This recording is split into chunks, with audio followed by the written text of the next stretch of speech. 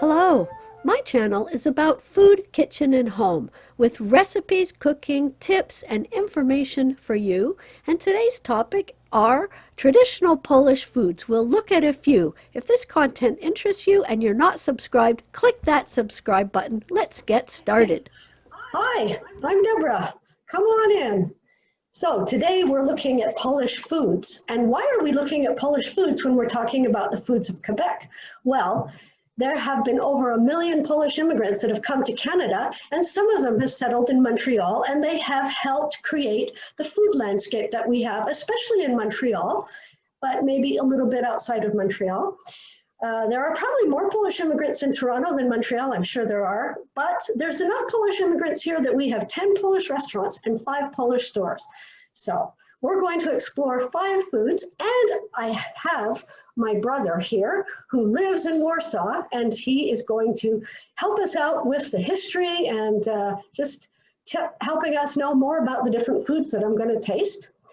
This video also is dedicated to my stepmother, my brother's mother, Barbara Zablocka Esplin, and I wanted to dedicate it to her because she's the one that inspired me to start cooking as a teenager, and we did a lot of different meals and types of food together, and I just have wonderful memories of all the time we spent cooking, and it's because of her, I think, that I love to cook today.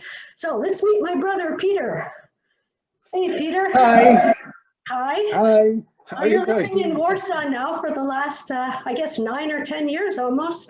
It's about 9 years right now. Yes, Yeah. that's right. Well, I'm Peter Zablocki, aka Piotr Zabłocki, which is my my original name because I was born in Poland, but I lived probably most of my life in North America, in US and in Canada, mostly in Toronto.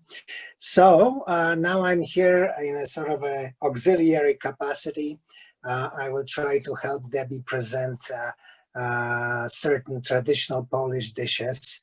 And at the same time, I'll try to contribute to whatever knowledge, however limited, I have of Polish cuisine. Well, you have much more knowledge than me. So we were going to start with a cheese, Mazurski. Mazurski, yes. Mazurski. Which is actually, Mazurski comes from Mazury, which is a region of Poland, just north of where I live. It's the so-called Lakeland region of Poland. Oh, okay. Yeah. Nice. Oh, it's quite, it's not as soft as some cream cheeses. This is how it looks. Yeah. Right. Let's give it a try. It's quite mild. It actually tastes like a regular cream cheese. Right. Mm-hmm. Which is fun. That has a really nice flavor. Very mild, but very nice. So as a snack or in a sandwich or before a meal or after a meal, when would you eat this kind of food? Well, just like in Montreal, you would eat it as a snack. Mm-hmm. Generally speaking, crackers are not as popular in Poland. I mean, they do, of course, exist and you can buy them, but rather people would use bread, usually rye bread of some sort. Okay. And one interesting fact is, since I never tried that particular brand of cheese, but from what you're saying, it's sort of like in a sense like a camembert, right? Because it's creamy. Creamy, but the flavor is much more mild than a camembert. Much more mild. Okay, but interesting fact: Poland is a very big producer of camembert, and it has its own brand called Żurek, yeah. which is produced here in Poland, and it's actually very, very good. And it's well, probably not as good as the original French camembert, which you can also get in Poland, but it's definitely up there. Oh, I'll have to go looking for it. So I made this according to your instructions. It has the potatoes, it has broth, it has the turkey kielbasa and the egg, and of course it has the concentrate that I was able to get. Right.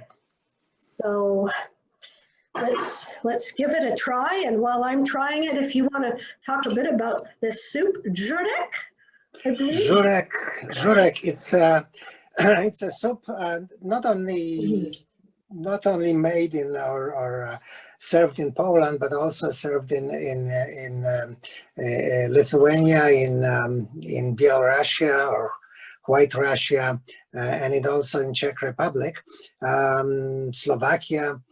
It's made from fermented rye flour, but there is a version which is made from fermented wheat flour called white borscht.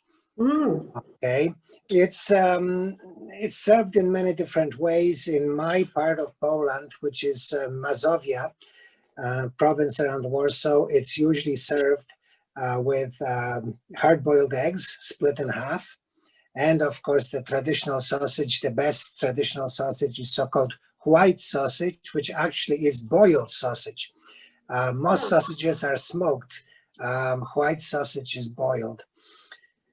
And it traditionally has potatoes, and it's in certain parts of Poland, for example, in Silesia, it's served over mashed potatoes. So basically they make the soup. They don't really add any sausage or any eggs. They simply pour the soup over the mashed potatoes, and they have the sausage on the side and eggs too. In addition, there is in southern Poland, in the highland regions of Poland, in the mountains, there is a Żurek, which is made from fermented oats. Oh my goodness! Which I guess it's sort of like Scotland, you know, because they're like Highlands of Scotland. Yeah. So I never tried it. Actually, but it sounds very interesting. So next time I'm able to go there, I'll make sure to try it and see how it tastes. Yeah, but everything you have to. Generally speaking, you can get the extract, which is called zakwas. You can buy it in a bottle, and then you combine it with water or else with broth. Exactly 2 liters usually, and that's a half-liter bottle of zakwas. You can make the zakwas yourself, but you have to be careful. What you do is you have to have the flour, and you mix the flour with water, except the water has to be of a certain temperature, because the temperature is too high. When it ferments, it will ferment into mash that is the best for distilling alcohol. Okay, so the water should be rather cool. And that's as far as I will go, because I never made it myself, so I don't want to get you. Well, it's very good. And when I was in Poland, we visited quite a few years ago now. It was one of my favorite soups, and it's delicious also from the concentrate. It turned out really good. So I'm going to be enjoying this for the next couple of days. Now here I have Bigos, which is a very popular dish, I believe. Bigos is made with sauerkraut, sautéed onions and mushrooms, chopped prunes, and also you're going to add sweet red wine. You're going to add chicken stock or beef stock. You're going to add meat, sausage, and bacon, and you're going to add the seasoning mix. Put it in a slow cooker and let it cook for 6 to 8 or 10 hours. It's a very filling, nutritious meal. You don't need a lot. I think Peter's the better person to talk about the Bigos, and I'll give it a try. Okay, well, give it a try and say.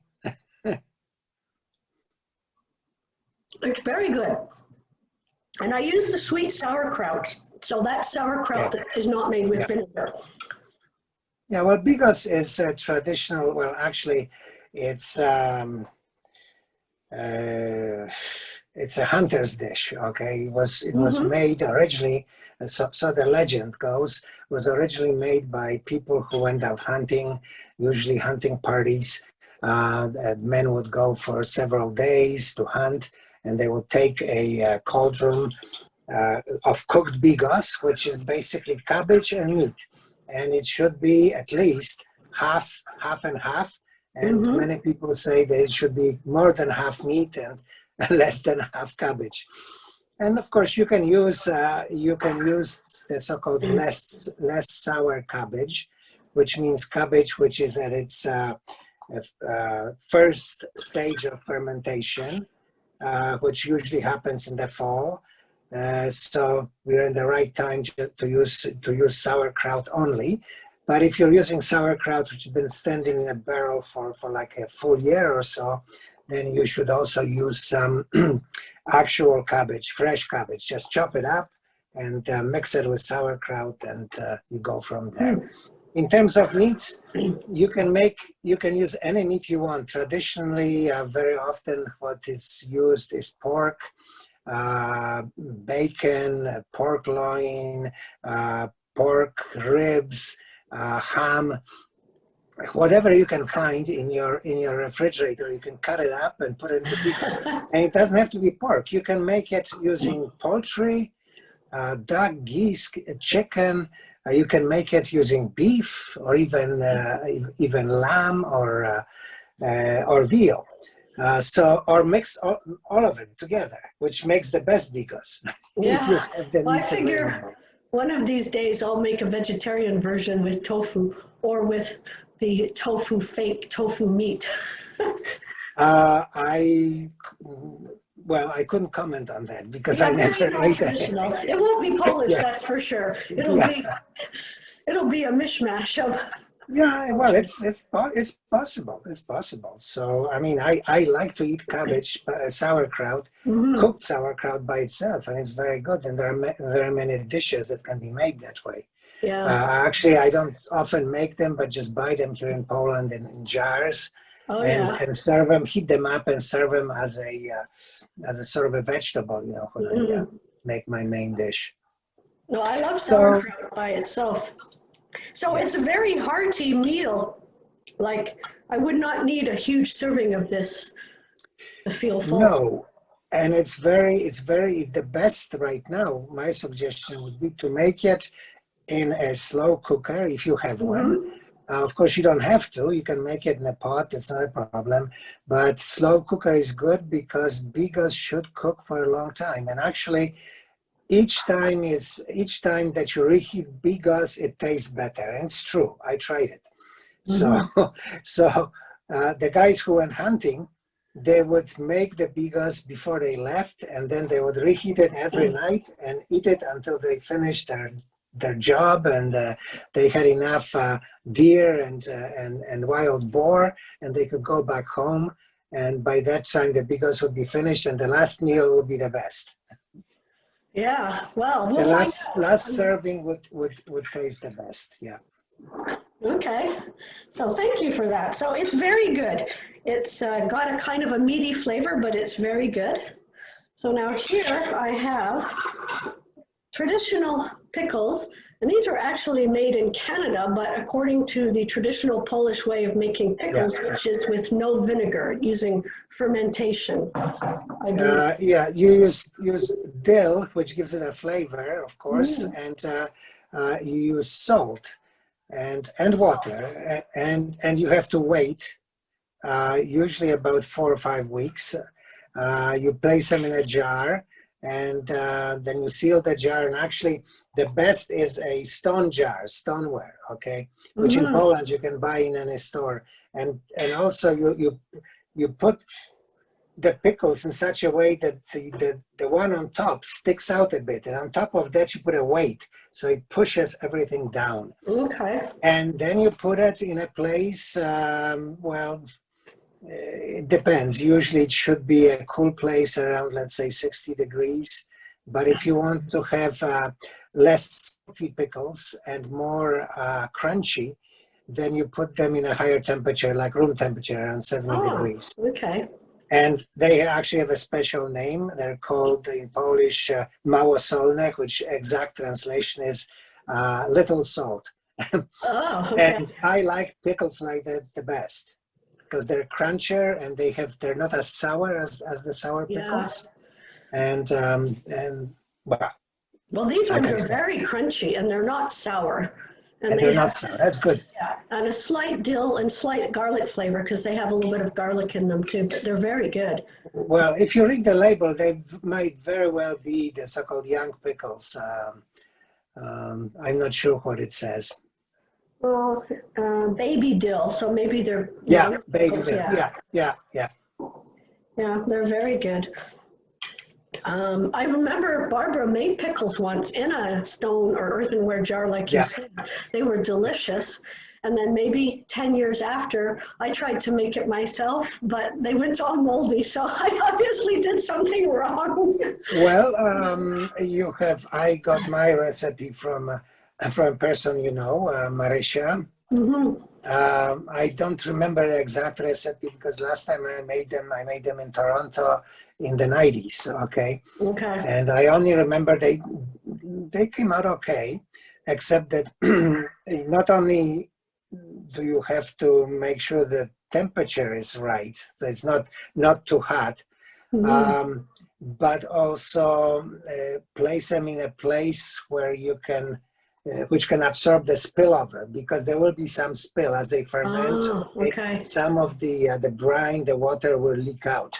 So I put mine in the corner of my living room, and I had quite a mess afterwards. So.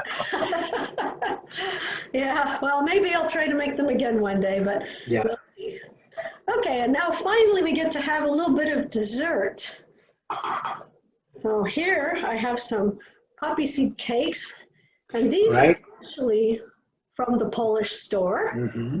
and they look like I expect poppy seed cake to look.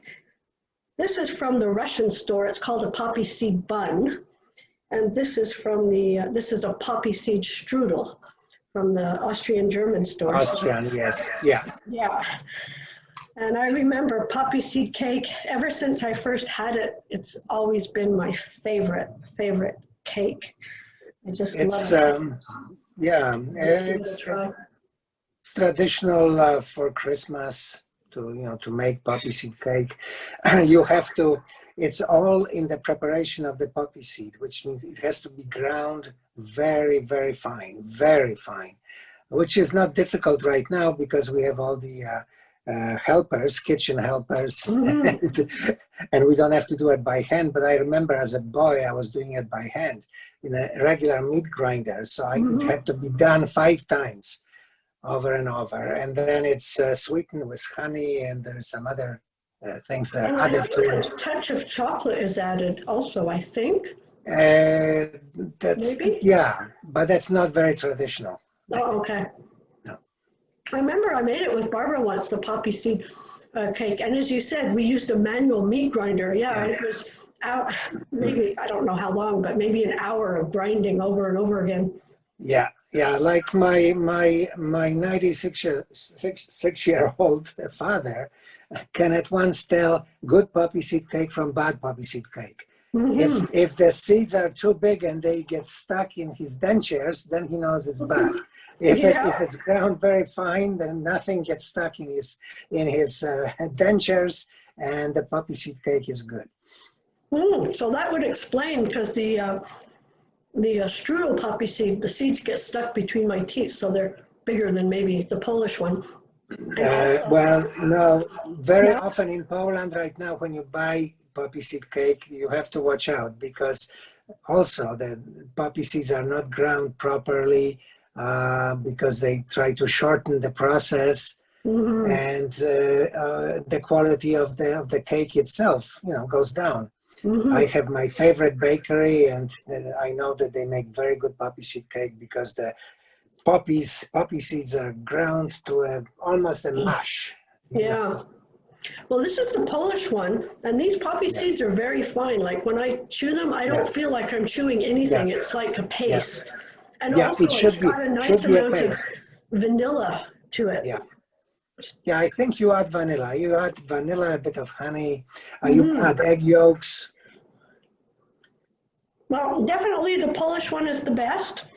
The Good, I'm glad. Russian poppy seed bun, I mean, it's okay, but it doesn't have as much poppy seed, and it's just like eating bread with a little bit of poppy seed. Yeah, that's right. And the strudel is good, but it's more buttery, and I'm used to the actual Polish poppy seed, which is Right. not buttery. So that's my favorite, the Polish one. It's delicious. Good. Yeah. Excuse me, I gotta finish chewing. Okay. So, Well, what I can say is that Żurek is a traditional soup for Easter in Poland. I mean, you okay. make it all year round, but traditionally you make that soup for Easter. Okay. And the red borscht made from, which is a beet soup, is a traditional soup for Christmas. Along with the poppy seed. And poppy seed is traditionally served at Christmas time, but at Easter also, Oh, okay. all year round. So, Mhm. And Bigos all year round. Okay. Well, that's interesting. So thank you for helping me with this tour of Well, Polish thank you food. for inviting me. You're welcome. I hope you enjoyed this exploration of 5 Polish foods, and I will be showing you how to make some of them in the near future. If you like this content, then click the like button and click the bell so you're notified when I upload new videos. If you're not subscribed, subscribe to my channel. Share this video, and thanks so much for watching. Have a good day, and I'll see you in the next video.